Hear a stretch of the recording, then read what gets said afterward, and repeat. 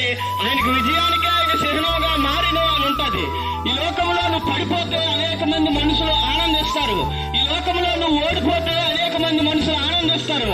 ఈ లోకంలో నువ్వు ఏది సాధించలేని ఒంటరితనమైన జీవితాన్ని జీవిస్తే మనుషులు ఆనందిస్తారు. కానీ నా యేసయ్య దేన్నైతే జయించాడో నిన్ను కూడా విజయ పథంలోకే తీసుకెళ్లాలని ఆయన ఆశ. నువ్వు దేంట్లో ఓడిపోయినావో నాకు తెలియదు, కానీ నా యేసయ్య అన్ని విషయాల్లో నిన్ను గెలిపించడానికి సిద్ధంగా ఉన్నాడు. నువ్వు కుటుంబ విషయంలో చతికిలు పడిపోయి ఉన్నావేమో, నువ్వు వ్యక్తిగత జీవితంలో చతికిలు పడిపోయి ఉన్నావేమో నాకు తెలియదు, కానీ నా యేసయ్య ఏదైతే ఈ లోకంలో అన్ని జయించాడో నువ్వు కూడా జయశీలుడిగా ఈ లోకంలో ఉండాలని నా యేసయ్య ఆశ. అందుకోసమే ఆయన యెరూషలేముకి ఈ రోజు ప్రయాణమై మరణానికే సిద్ధమైపోయినాడు.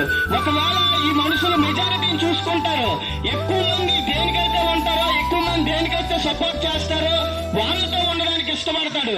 నా యేసయ్య మాత్రం ఈ లోకంలో ఉన్న అందరూ పరిశుద్ధులైపోయి ఉన్నా, నువ్వు అక్కడే పాపంలో బతుకుతున్నా, నీ కోసం కూడా ప్రాణం అర్పించడానికి తెగించిన ప్రేమ.